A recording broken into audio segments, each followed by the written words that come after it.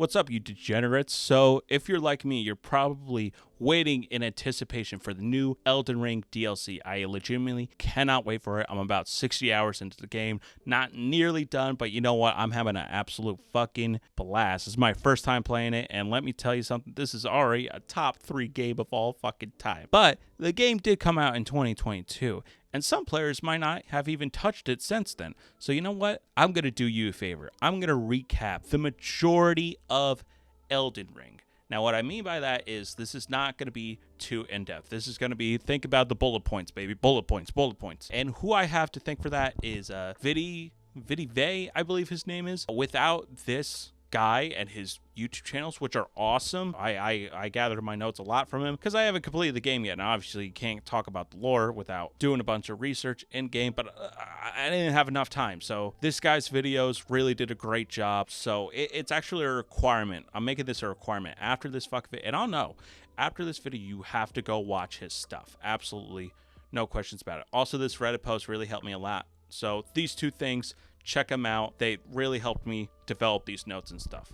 Anyways, without further ado, let's get right in. So actually, we don't really start at the beginning at the lands between, right? That's our main area, is the lands between. There was already creatures and stuff there. There were already dragons, fire giants, all that shit, right? And then there are these things called outer gods, right? They're basically like space gods, or at least cosmic in some way. So one of them, called the Greater Will, is like, hey, listen, how about I take over this whole motherfucking thing? He shoots down a star like motherfucking Kirby riding on a star, and then boom, star falls. This great tree, which was there before, turns into the Ender Tree, or the Ender Tree takes over the Great Tree. Oh shit, now the Greater Will has total control over this land, right? But not only did that star do that, it also created the Elden Beast, which is basically a physical vassal of the Greater Will. Get ready for that, because there's a lot of fucking vassals and vessels in this fucking lore, all right? This beast is like, I gotta contain myself even more. I gotta shrink. I gotta be like Paul Rudd as Ant-Man. I gotta shrink until my dignity is like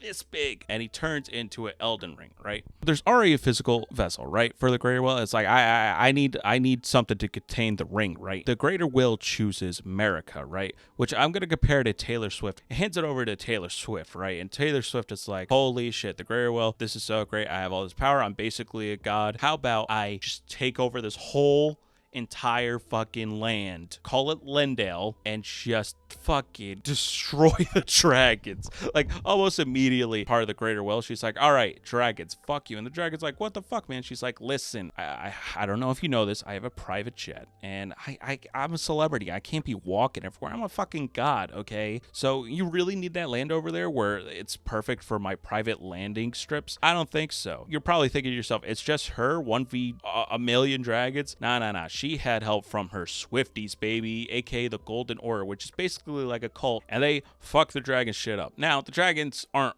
all dead, but their numbers are severely reduced. Although you wouldn't know that from the game, because there's a million fucking dragons in one area. They just keep fucking killing you, and it's the most infuriating thing in the world. And there are even like these like huge dragon cults that are like, hey, I want to turn into a dragon too. Some of them are successful, and some of them turn into these half salamander looking motherfuckers. So yeah, that's kind of fucking sad. So the Elden Ring, as mentioned before, actually has these things called ruins, right? And one of the most important ruins in the lore that we're going to be discussing is the Death Ruin. And what Markeith does is she takes the Death Ruin from the Elden Ring, which also removes it from the Ender Tree, right? So that means when you kill something, it kind of doesn't actually die, although it definitely does, but it doesn't. Basically, your soul is trapped in like purgatory until the Ender Tree decides what to do with your ashes. That's what the catacombs are for. Wow, everything's all fucking connected. She also bestows upon the Death Ruin her shadow, which is Markeith, right? So Markeith is the only one that could deal actual death in this universe. And we'll get back to him later and why that's important. So now that Taylor Swift is done with her fucking dragon slaughter, she turns over to the fire giants, these fucking gingers, okay? I understand, they're gingers, you feel kind of hatred toward them, but listen, we should all be peaceful, not fucking Taylor Swift. She wants to take all those Ed Sheeran lookalikes motherfucking out. Basically, there are giants and trolls, and the trolls actually betray the giants. What a fucking dickhead. They betray the giants and work with Taylor Swift, and again, she just, along with the Golden Order, just wipes out those motherfuckers. motherfuckers, because they have this thing called the Forged Flame, and the Forged Flame is one of the only things that can destroy the Ender Tree. So she doesn't want that shit anywhere in this land. The only problem is she can't destroy it. Oh, fuck. What do? I'm going to keep one of these fire giants alive, right? I'm going to keep one of them alive to kind of look over the flame. And eventually in game you kill him. But I'm going to do this, right? And then the fire giant is like, yo, that's not cool. Hey, one of your generals, Radagon, he's a ginger now. Now, this is a huge insult, and I'll tell you why. When gingers are born, they've already accepted in the world that they are gingers and they are lesser, right? But to live your life not as a ginger and then all of a sudden be turned into a ginger, that's crueler than death. I'd rather take the death rune right into my fucking chest. And during this time, Marika, so she married this guy called Horror Lux, which is one of her generals, and basically he has a whole Hollywood makeover, right? And he renames himself Godfrey to better be like, oh, I'm a demigod right now. You know, I'm on top. I'm like Zendaya, right? I don't do the full name, just one name. And they got 3 kids, Godwin, Moog, and Morgoth. Now, this is where we're going to talk about omens, right? Because omens, before the Ender Tree showed up, were actually seen as really cool, right? Really dope. Basically, omens are like when creatures in the universe grow horns and shit like that. They're like, all right, that's tight. But the Greater Will is like, fuck that. I didn't fucking make that. Fuck those guys. And the Golden Order, along with everyone else, basically, it's like, yo, fuck those little fucking things. And Moog and Morgoth have omens. Now, Moog gets real angry at this. He's just treated like shit that he goes over to another outer god called Formless Mother, and you have to defeat Moog in order to play the DLC, so chop, get to it. They have Morgoth, which he's kind of self-deprecating, right? Because he still hangs out with the Golden Order, still thinks they're important to keep order. That's very important in Elden Ring, is order, to keep things in line, to keep chaos out of the way, right? He's a self-deprecating man. He guards the Golden Order. He guards the Greater Will. Guards the tree, but it fucking hates him just from the way he's born. Racist much, Elden Ring? Sometime Marika sends Radagon to destroy basically Hogwarts. We're just gonna call her the Moon Witch because I don't remember her name. So at first Marika's like, yo, kill that bitch. I need more land. The Greater Will needs to spread, baby. He goes over there and then he's like, wait a minute, this Moon Witch, she kind of a baddie. So he rizzes her up. She got that big gat, right? And he's like, yo, mama, let me slide into the DMs. And of course, she accepts because even though he's a ginger, he's pretty good looking, right? And they have 3 kids, General Radon, Proctor Rahard, and Rini, aka Baby Forearms. She's gorgeous and she got 4 arms. So those 3 are born, and basically Godfrey is kind of like Goku, right? He just wants to fight the strongest fighters. He's already kind of done that. So Marika's like, bitch, I don't need you anymore. Think about this as a divorce. So she turns him into the first Tarnished. Now, what are Tarnished? Tarnished are basically any beings that do not have the light of grace in them, aka the Greater Will doesn't acknowledge them, right? So that's what all the Tarnished are basically beings that are not acknowledged by the Greater Will. Right after Radagon and the Moon Witch have 3 kids, he's like, fuck that. And he fucking divorces her ass. He gets the fuck out, but he leaves something behind. He leaves part of the Elden Ring because he's toxic like that. You know, it's kind of like a Johnny Depp, Amber Heard type of deal. And then Marika and Radagon actually get married. So there's 2 divorces in the lore, baby. And they get married. Now, I'm going to take a break chronologically to discuss a theory. And the basics of this theory are 2 things. Either Radagon and Marika are 2 separate beings of the Greater Will, right? Which you're like, yeah, duh, that's how you've been talking. But there's a specific area in which you do the law of regression stance, where there's a statue of Marika that turns into Radagon, and the message saying Marika and Radagon are one, or something along those lines. So imply that 2 aren't actually separate beings, but just Marika transformed into Radagon and went and impregnated the Moon Witch, or something like that. Came back and like, oh yeah, we're definitely married or whatever.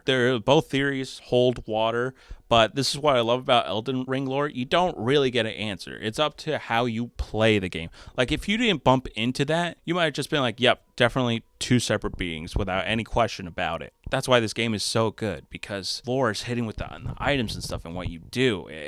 oh god, this game is beautiful. Depending on what theory you think, they both have 3 kids, and one of them is important. Melania, which you'll definitely meet toward the end of the game, is guarding her sister, and they're all infected with scarlet rot, which infects one area of the map, is entirely affected by the scarlet rot. Melania is defending her sister because she wanted to create another tree to cure their scarlet rot to no avail. So one of the Moon Witch's kids is not too happy about this, and it's the best girl, right? Rainia. She's like, oh my god, my parents got divorced. How about I go to therapy, think about everything that's happened in my life, and I just no, fuck that. She steals a piece of the Ruin of Death from Markeith, right? And then forms a group called the Black Knights, which are like really good summons in the game. And she's like, yo, kill Godwyn. So Godwyn is the first demigod to be slain, which we actually see in the opening credits of the game. And this makes Marika